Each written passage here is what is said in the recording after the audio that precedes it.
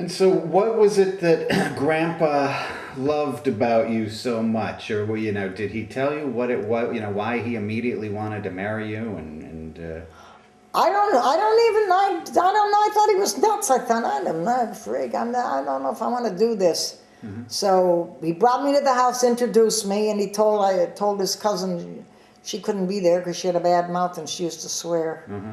So she said, I won't swear. I'll behave myself, Antoinette. So I get there, and guess what? I knew Antoinette. I used to work with her in the glove mill. She used to come up from Schenectady to Boston Spa. We worked together in the glove mill. So you knew his cousin before you knew him? Yeah, long before. She went, you son of a bitch. She says, what do you mean I don't want to swear first? Oh, God. I said, Antoinette, please. Because we used to go out sometimes. We'd go out in the noon, like I told you, ride with that girl. You and Antoinette would go, yeah, we'd go in the car with Viola Strainees, right. Violet Strainees, and pay her 10 cents, and she'd ride us around Boston Spa with all the doors locked because the enemy's coming. I said, you jerk, I used to go to her. But I didn't know about gambling. I didn't realize the extent of it because in Boston Spa, I remember once there was a place that used to sell candy, and I'd go in there and buy candy, 5 for a penny. You'd get 5 green leaves for a penny or something like that. And if I had money, I'd go in there and buy candy. And I remember once all the men come out like this. I thought they said they're going to prison, they're gamblers. That's all I knew about gambling. Never heard of gambling in my life. It was horrible. My father-in-law even got the witch lady to come and clean the house because they said the witches are going to do something to her. Who was the witch lady? Miss Carmela Buemi's mother came to visit. They made me bring my kid in the back room. They didn't want me in the same room with her, but they said maybe she put a spell. So my father-in-law had another lady come and do all the cellar with all stuff. Wait, I'm sorry. Who did they think might have put a spell? The witch lady might have put a spell on me or Why? the baby. Well, they call the evil eye. What do you call Evil eye. My father-in-law believed in that. Oh, he believed it. These were Italian? My husband slept with a scissor under the pillow when Suzanne was sick. Really? And I said, if you wake up and I move, you might think I'm the witch. Get that freaking scissor out of the bed. Yeah, we slept in that back room. What was life like? What We you were remember? poor, real poor. Very, very poor. My father was mean. I mean, he wasn't so mean to all. He was strict with us, but he wasn't what I'd say mean. And he was a good family man. Worked whenever he had a job. He knew he had. Well, he always wanted to work anyway. He was a working fool. But we were really poor because when you got 5 kids, I guess, and had a job all the time, you only made about $15 a week. But he was tough. He was tough to my mother. He was mean to my mother. But I guess I think she'd argue with him. I'm not sure.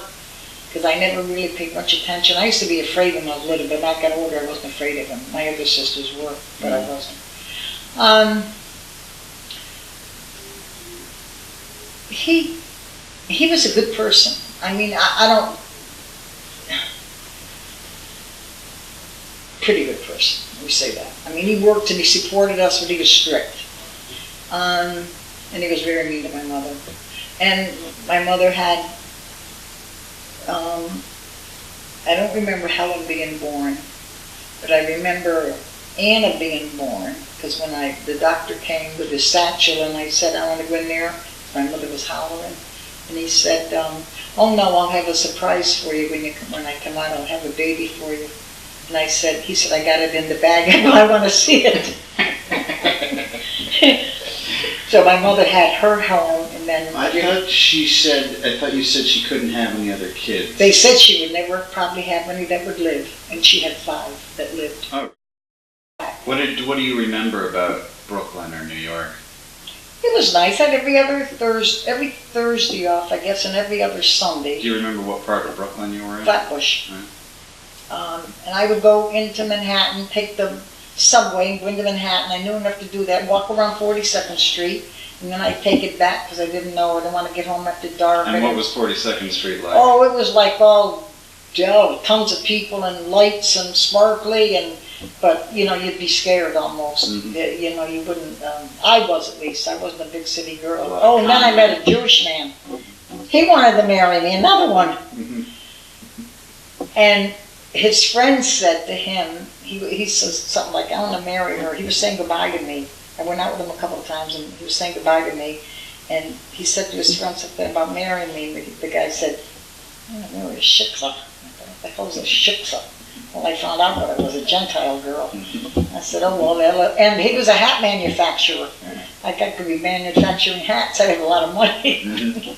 So that ended that romance. Then I went back home. And what did you do? So this Jewish guy you talked about.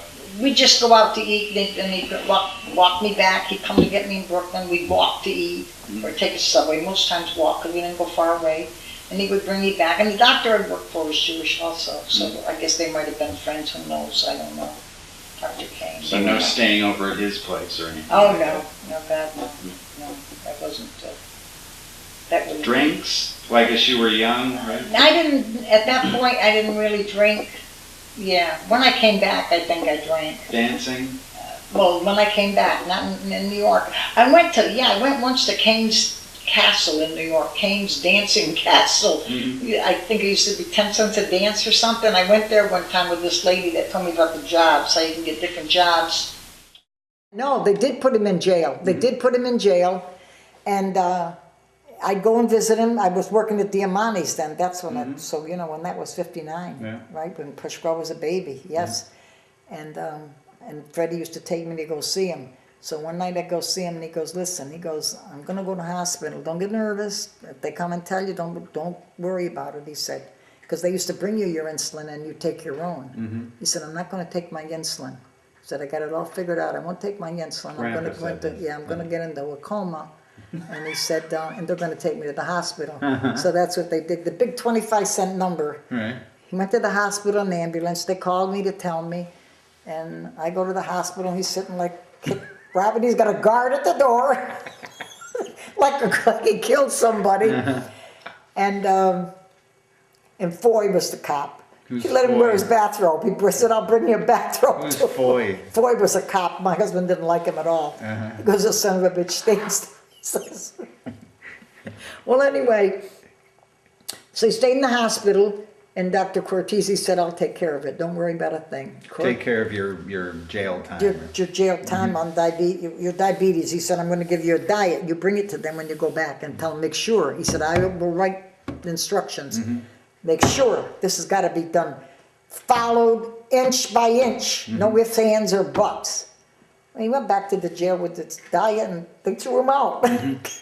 Kicked him out of jail.